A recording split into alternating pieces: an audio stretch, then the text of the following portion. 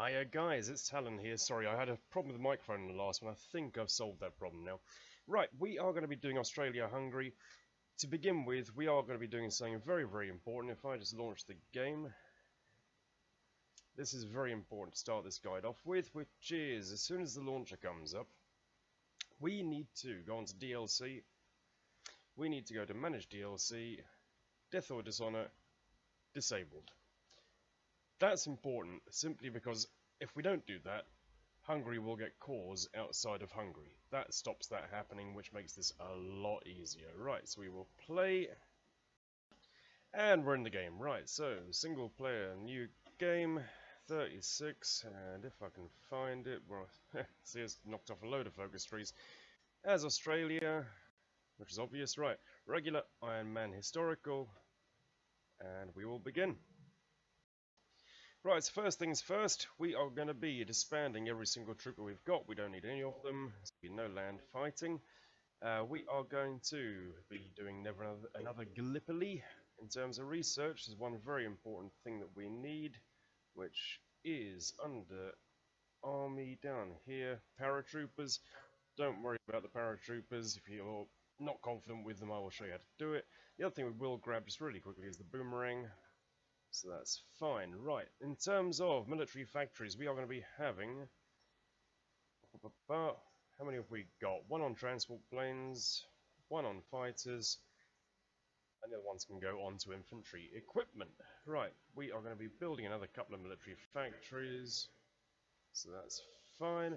Dockyards doesn't affect us at all in this playthrough, so we'll just stick them onto convoys and be done with it. With that done, we can abandon the Westminster system. Right, and when that's done, if we have a look at the focus tree, sorry, I just missed the pop-up then.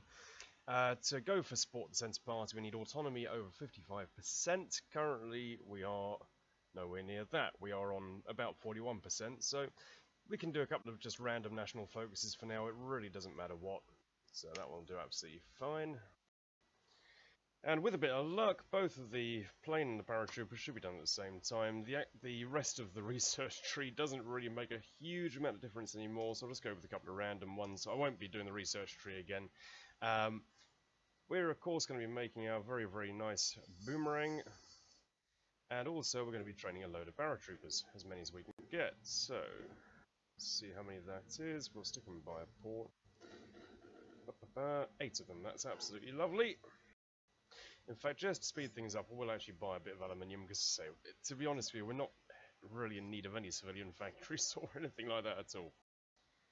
Now, I did 2 focuses, I didn't bother picking a third, because once your autonomy is over 550, we can come over here, support the Centre Party.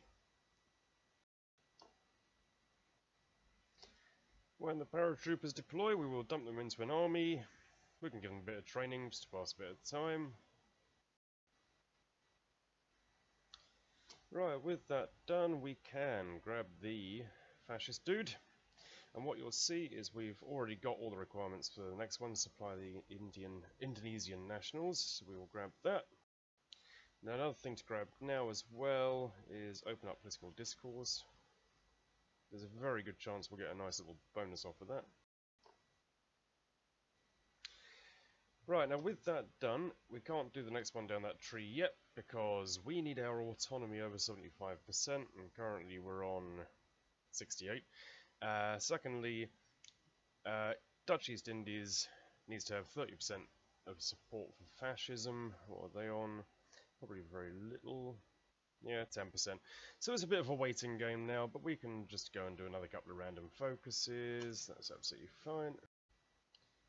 So there we go, when the paratroopers are trained, we can stop them training now.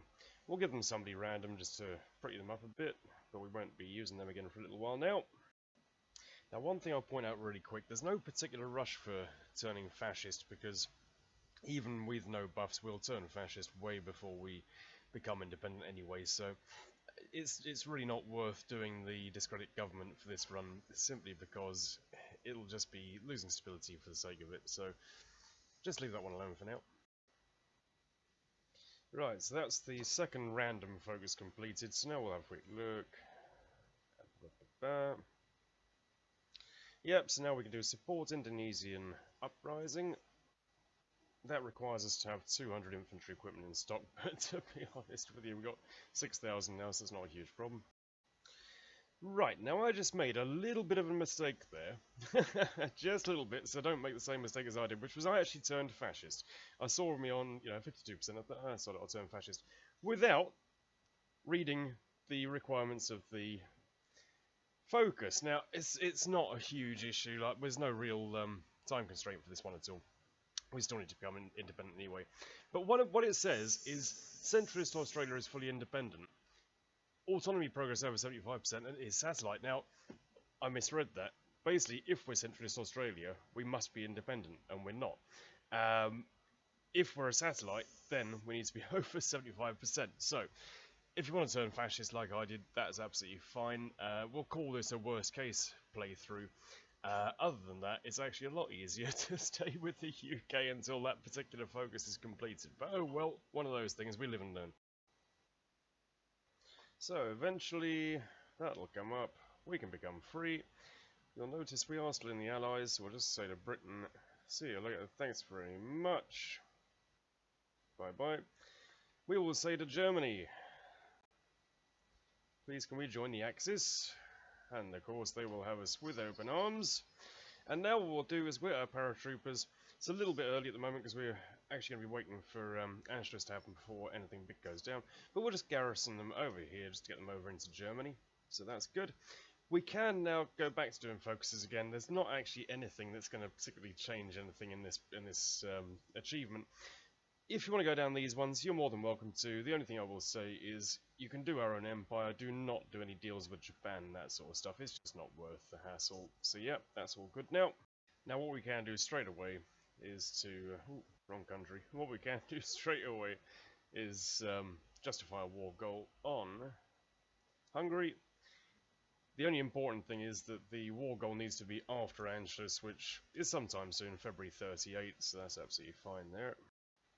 Right, with Anschluss done, we've got a couple of bits and pieces to do now. We're going to gear ourselves up. So, we have been making planes rather frantically. We got 42 of the fighters. So what we'll do, there is, if I can come on to them, an airfield down in what used to be Austria. We'll get our close air support over there. They can be on close air support. That's absolutely fine. We'll also dump all of our other fighters, them and them, across. So the fighters can be on air superiority. Oh, let's get them down there first of all. I'm also going to raise their limit to 100. We won't make 100, but that's fine. Right. Well, let's get them down there to begin with. So they can be air superiority over Hungary. Now, here comes the fun part. Right, so here we go with a little paratrooper tutorial. First thing we need to do is, same airfield again. We need to dump all of our transport planes. That's fine. Right, so there's 9 of them. 9's absolutely perfect. 8 will do the job just as well. We'll wait for them to deploy really quickly. Right, and with them there, we can start working on the paratroopers. So we'll get rid of the defensive order, and this is how we're going to do it. Hungary has got 3 cities, Budapest, Pécs, and Debrecen. I don't know. Anyway, it's got 3 cities. So, 8 paratroopers. The smallest of the 3 is Pécs down there, so we'll grab 2 of them. 1, 2, form a paratroop order from that airfield there, going to Pécs. That's absolutely perfect. Then we will go back onto the paratroopers. That was number 1 and 2. Got to keep an eye on which ones are doing which. We'll grab 1, 2, and 3. These are number 3, 4, and 5. Going from, paratrooper order from there, going to Budapest, and then onto them one more time.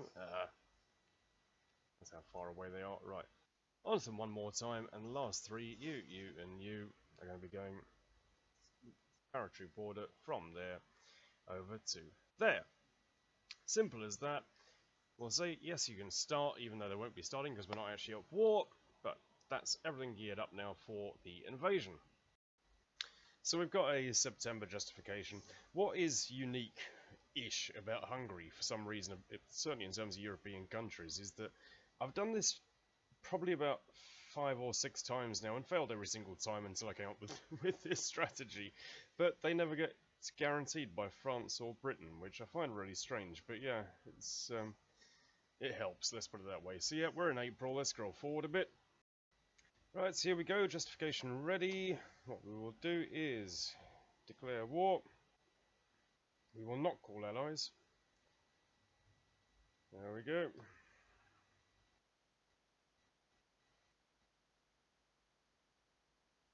Boom, boom. There we go. They've capitulated.